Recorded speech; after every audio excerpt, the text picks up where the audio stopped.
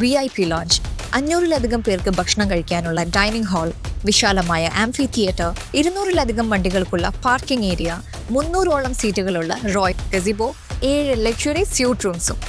Contact now for booking. Kerala Muslim Jamaath നടത്തുന്ന കേരള യാത്രയുടെ ഭാഗമായി കൊപ്പം ആമിയൂരിൽ സ്നേഹവിരുന്ന് സംഘടിപ്പിച്ചു. മാനവിക സമൂഹം നേരിടുന്ന വെല്ലുവിളികളെക്കുറിച്ച് സംഗമം ചർച്ച ചെയ്തു. കേരള മുസ്ലിം ജമാഅത്ത് നടത്തുന്ന കേരള യാത്രയുടെ ഭാഗമായാണ് കൊപ്പം ആമിയൂർ OPH കൺവെൻഷൻ സെന്ററിൽ വെച്ച് സ്നേഹവിരുന്ന് ഒരുക്കിയത്. വിവിധ മേഖലകളിലെ പ്രമുഖരെ പങ്കെടുപ്പിച്ചുകൊണ്ടുള്ള ചർച്ചയായിരുന്നു നടന്നത്. മാനവിക സമൂഹം നേരിടുന്ന വർഗീയതയും ലഹരി ഉപയോഗങ്ങളുടെ അതിപ്രസരവും തന്നെയായിരുന്നു പ്രധാന ചർച്ച. ഇതോടൊപ്പം നാടിന്റെ പുരോഗതിക്കാവശ്യമായ വികസന ചർച്ചകളും നടന്നു. നീതിക്ക് വേണ്ടിയുള്ള വാദങ്ങളെ വർഗീയമായി കാണാനുള്ള ശ്രമമാണ് ഇന്ന് നടന്നുകൊണ്ടിരിക്കുന്നതെന്ന് KPCC വൈസ് പ്രസിഡന്റ് വിട്ടി ബൽറാം സംഗമത്തിൽ സൂചിപ്പിച്ചു.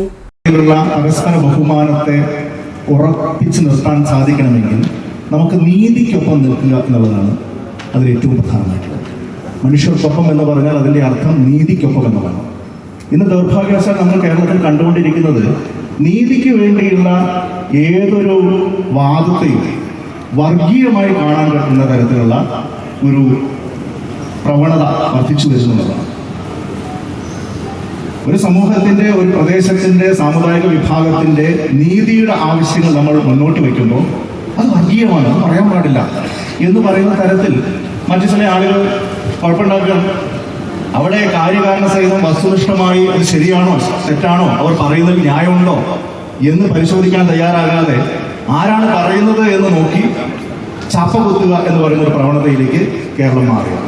സമീപകാലത്ത് പല സമുദായ നേതാക്കന്മാരുടെ പേരുകളൊക്കെ പറഞ്ഞിട്ടുണ്ടാവും. അവരുടെയൊക്കെ ഭാഗത്ത് ഉണ്ടായിക്കൊണ്ടിരിക്കുന്ന അനാരോഗ്യകരമായിട്ടുള്ള, അനഭീഷണീയമായിട്ടുള്ള പ്രവണതകളാണ്. വർഗീയതയെ നേരിടേണ്ടത് വർഗീയത കൊണ്ടല്ലെന്ന് സംഗമത്തിൽ സംസാരിച്ച CPM ഏരിയ സെക്രട്ടറി T. ഗോപാലകൃഷ്ണനും അഭിപ്രായപ്പെട്ടു. കേരളത്തിൽ വ്യാപിക്കാൻ ആവശ്യമായ വലിയ തയ്യാറെടുപ്പും അവർ നടത്തിക്കൊണ്ടിരിക്കുകയാണ്. ഈ വർഗീയതയെ നേരിട്ടേ പറ്റും. ഈ വർഗീയത നേരിടാൻ ഒരു വൈക്കോ കൊണ്ട് കത്തുമ്പോൾ അത് കെടുത്താൻ ഒരു തീപ്പെട്ടിക്കോളി കൊണ്ട് ശരിയല്ല. അതിനെതിരായ എല്ലാവരും ചേർന്നുകൊണ്ട് ആ വർഗീയത നേരിടണം. വർഗീയത കൊണ്ട് നേരിടാൻ പാടില്ല.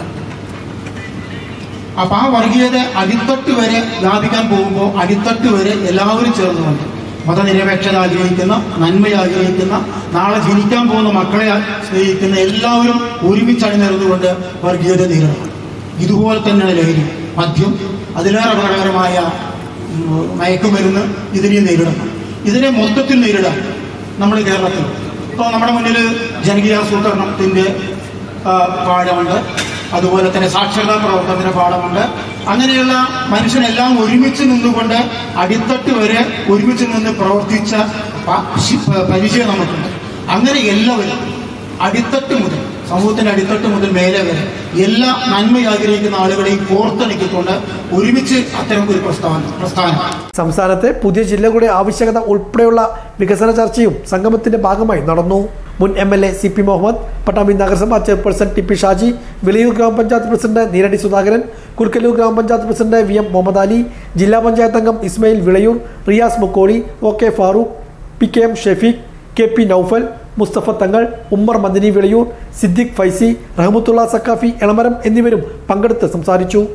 സമത്വമല്ല നീതിയാണ് നമ്മുടെ ആവശ്യമെന്ന് സംഗമത്തിൽ മറുപടി പ്രസംഗം നടത്തിയ കേരള യാത്രയുടെ ഉപനായകൻ സയ്യിദ് ഇബ്രാഹിമുൽ ഖലീൽ അൽബുഖാരി പറഞ്ഞു.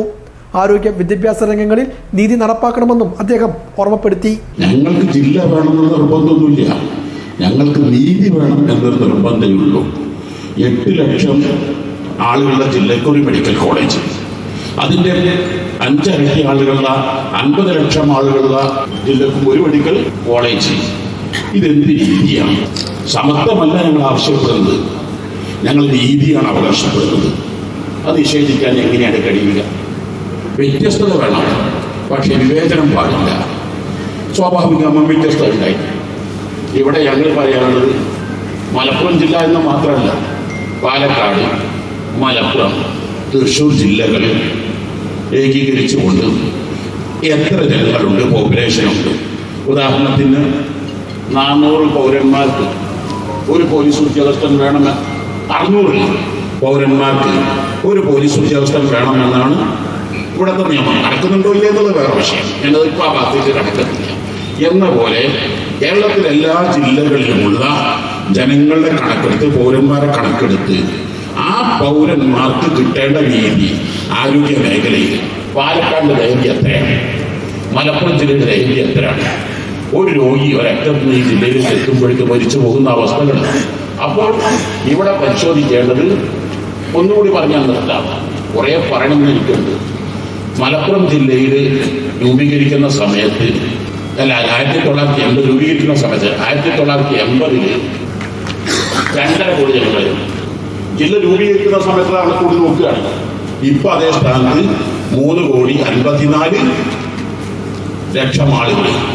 ഈ ജില്ലകൾ രൂപീകരണത്തിന് ശേഷം മലപ്പുറം ജില്ലയിൽ വർദ്ധിച്ചിട്ടുണ്ട്.